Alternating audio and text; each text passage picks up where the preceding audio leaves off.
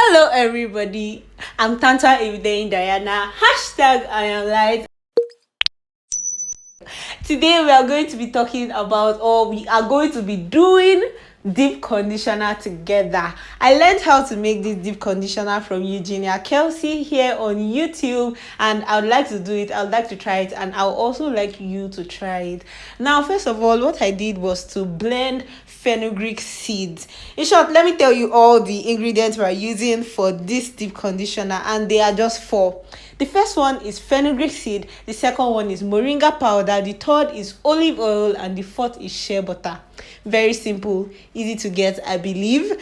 And what I did was that I just used 2 tablespoons of fenugreek. I put it inside this glass jar, as you can see, and then I poured olive oil. I'm using this small Goya olive oil, and I'm going to pour all of them into the jar that has the 2 tablespoons of the fenugreek. Next thing, I was supposed to put 2 tablespoons of moringa leaves, but I don't know how my spoon was too big for the top of the moringa powder pack. So what I did was that I just scooped it 4 times because it was going halfway through the spoon. I don't know if you can get it. Okay, so in my head that was already 2 tablespoons. Then you would want to put it in hot water or boiling water, but you do not want to put it on top a stove directly. So what I did was that I put the hot water, I boiled hot water, and then I brought the pot down from the stove, and then I put this glass bottle that has my mixture into the hot water, and then I kept on stirring it until the oil inside the glass now became hot. Now after that, what I now did was that I filtered the oil, this extraction. I filtered it because now it has extracted the nutrients we need from the fenugreek and the moringa.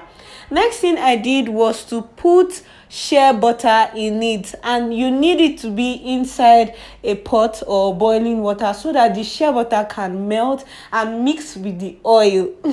Okay, after doing that, what I did was now to take this mixture and put it inside a freezer. You want to keep it in the freezer until it is about to get frozen or about to get blocked. Okay, and then you bring it out and you whip this mixture, or this almost frozen mixture.